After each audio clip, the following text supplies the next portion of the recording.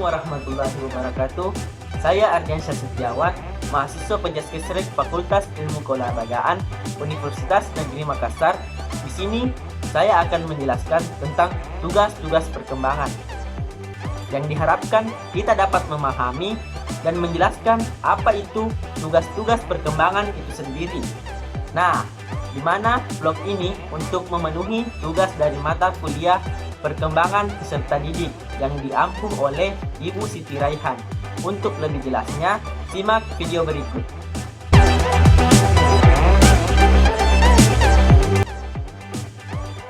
Yang pertama, saya akan menjelaskan tentang pengertian tugas-tugas perkembangan menurut para ahli.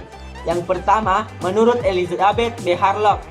Harlock mengatakan tugas perkembangan yaitu belajar menyesuaikan diri terhadap pola-pola hidup baru, belajar untuk memiliki cita-cita yang tinggi, mencari identitas diri, dan pada usia kematangannya mulai belajar memantapkan identitas diri. Nah, yang kedua, Hafid Hars mengemukakan bahwa perjalanan hidup seseorang ditandai oleh adanya tugas-tugas yang harus dipenuhi.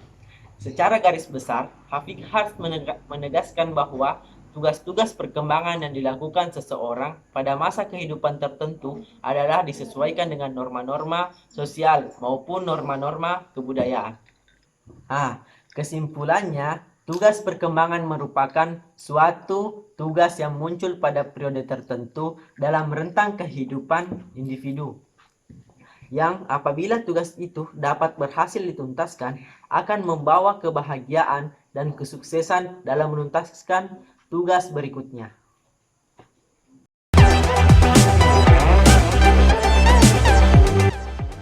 Selanjutnya, sumber faktor-faktor perkembangan. Nah, diantaranya ada kematangan fisik. Di kematangan fisik ada dua bagian, belajar berjalan karena kematangan otot-otot kaki dan belajar bertingkah laku. Yang kedua, ada tuntunan masyarakat secara kultural, belajar membaca, menulis, berhitung, dan berorganisasi, dan tuntutan dari dorongan dan cita-cita individu.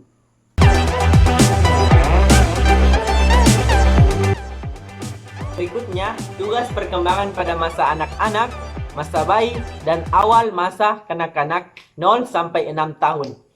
Yaitu, yang pertama, belajar berjalan pada usia 9-15 bulan.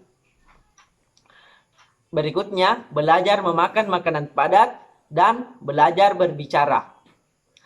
Yang terakhir, belajar membedakan benar dan salah.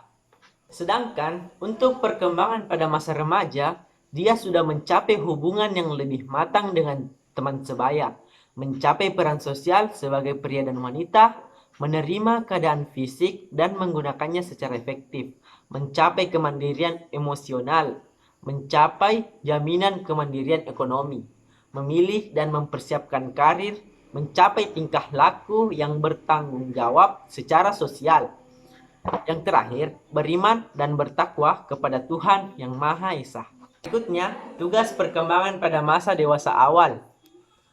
Mampu menjalin hubungan lebih matang dengan sebaya dan jenis kelamin lain, memiliki perasaan mampu berdiri sendiri dalam bidang ekonomi, belajar mempersiapkan diri untuk perkawinan dan hidup berkeluarga, memiliki perilaku sosial seperti yang diharapkan masyarakat, memiliki seperangkat nilai yang menjadi pedoman bagi perbuatannya, dan menyesuaikan diri dengan kehidupan sebagai orang tua yang bertambah tua.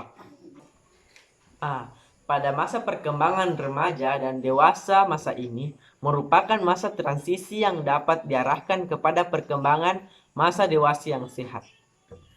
Berikutnya, tugas perkembangan pada masa orang tua atau lanjut usia. Dia sudah menyesuaikan dan dengan kondisi fisik dan kesehatan semakin menurun. Membina hubungan dengan sesama usia lanjut, memelihara kondisi dan kesehatan, dan kesiapan menghadapi kematian. Nah, itulah beberapa pembahasan mulai dari pengertian tugas-tugas perkembangan, sumber-sumber faktor perkembangan, dan tugas perkembangan.